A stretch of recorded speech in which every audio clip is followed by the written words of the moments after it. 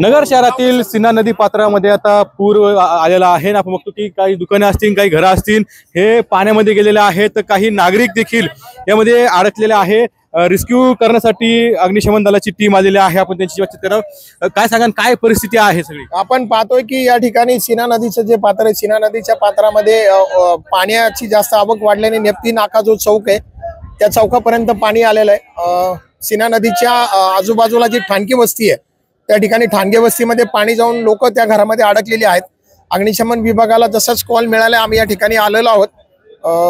बाळाजीबुवा विहीर जी प्लेस आहे त्या ठिकाणी देखील महानगरपालिकेचं जे संपवेल आहे त्या संपवेलच्या तिथे देखील पाणी मोठ्या प्रमाणात जाऊन तिथे एक आमचा कर्मचारी अडकलाय, त्याला देखील आम्ही रेस्क्यू करणार आहोत.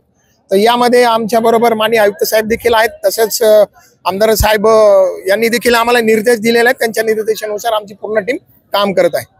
तर नक्कीच या पुरामध्ये काही नागरिक जे आहेत ते अडकलेले आहे आणि त्यामुळे रेस्क्यू करण्यासाठी महानगरपालिकेची किंवा अग्निशमन दलाची तुकडी जी आहे ती या ठिकाणी पाचारण करण्यात आलेली आहे. कॅमेरा विक्रमन कसं कुणाल जायकर, TV9 मराठी, अहिल्यानगर.